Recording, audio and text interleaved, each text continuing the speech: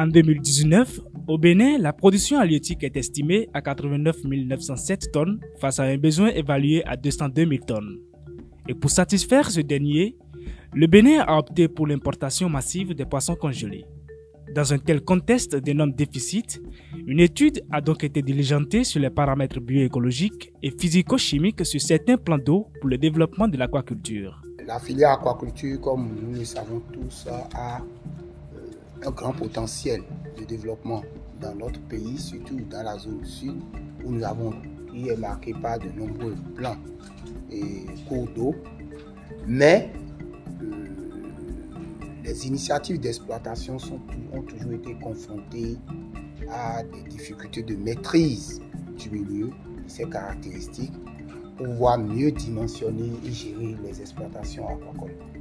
Et c'est dans ce sens que lors des rencontres que nous tenons périodiquement avec les acteurs, il a été recommandé à la TDA du procès chef de file de la promotion de la filière aquaculture au Bénin de commanditer des études pour essayer de caractériser les différents milieux piscicultivables du pays et que progressivement ces informations scientifiques puissent permettre et être des outils d'aide à la décision pour les fermiers, les exploitants.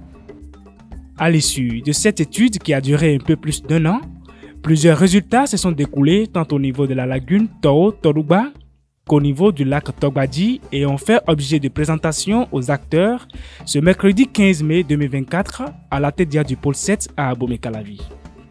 Au regard des activités qui se mènent au niveau de ces plans d'eau, il y a plusieurs activités, des activités agricoles de tout genre, le maraîchage, l'agriculture, production végétale, et la pisciculture, l'aquaculture de façon générale, et la pêche et d'autres. Voilà, donc ces activités se développent de plus en plus sur ces plans d'eau. Il faut dire aussi que, de par leur position, il y a le tourisme qui se développe. Donc on a des habitations, et on a des restaurants flottants sur un certain nombre de plans d'eau, surtout le complexe de Toruba. Donc, au regard de toutes ces charges, de cette pression anthropique, et on a constaté à travers les données techniques qui sont prises que le lac, le complexe de Toruba est en danger critique.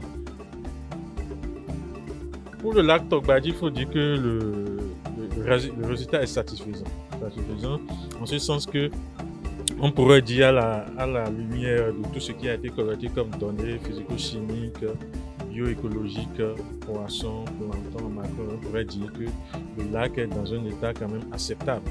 La qualité de l'eau est bonne et on pourrait encore dire que le lac a la capacité d'accueillir d'autres activités, d'autres formes d'aménagement. Mais ceci dit, il faut quand même faire un aménagement intégré pour pouvoir savoir quels sont les genres d'activités qui peuvent en fait développer autour du lac.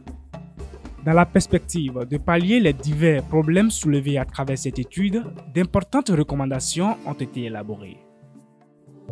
Il serait bien donc de faire à court terme, de sensibiliser la population, surtout donc les producteurs, les pisciculteurs, à pouvoir se reconvertir pour développer l'aquaculture avec des infrastructures hors plan d'eau.